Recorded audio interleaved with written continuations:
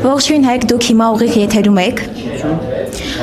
Ինչ նշանակություն ունի այս համերգը ձեզ համար։ Ինչ նշանակություն ունի, հաճելի է երգել Ազնավուր հանդիսատեսի համար։ Այս անգամ երկրորդ համերգն է, որ նաև Օրբելյան եմ երգելու։ Շատ ուրախ եմ դրա համար։ Շատ ուրախ եմ, որ հանդիսատեսը ամեն անգամ շատ ջերմ է արձագանքում եւ այս նախագիծը արդեն չգիտեմ հաշիվը խառնել եմ, բայց բավականին շատ համերգներ են եղել եւ հաճելի է ամեն անգամ ելույթ ունենալ։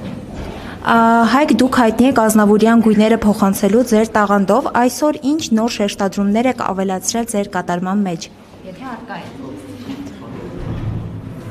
Ինչ որ հատուկ նոր շեշտադրումներ, որ ասեմ,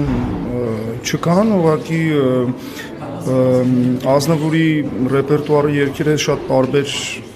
երաժիշտների, նվագախմբերի, տարբեր նախագծերի շրջանակներում եմ երգել եւ այս անգամ էլ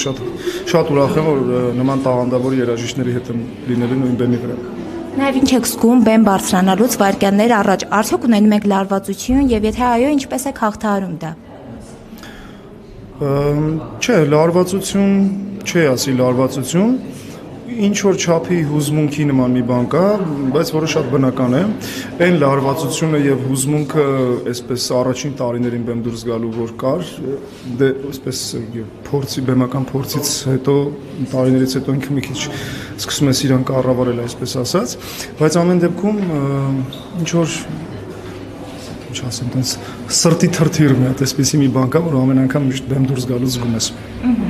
Նաև այսօր եռալեգենդը իհարկե յուրահատուկ է, բայց ով է ձեզ համար առավել նշանավոր իր ժառանգությամբ եւ ով է ձեզ համար ավելի սրտին մոտ։ Նկատի ունեք Ազնավուր Բաբաջանյան Օրբելյան։ Այդպես չի ուզի կռվածնել, այսպես ասած, այս երեք մեծանուն մարդկանց, ինձ ավելի մոտ է Ազնավուրը իհարկե, բայց դա ոչ մի ձև չի ցածրացնում մյուսներին, իսկ իմ սուբյեկտիվ մոտեցումն է։ Շատ լավ, շնորհակալ ենք Հայկ ջան։ Ես էլ եմ շնորհակալ։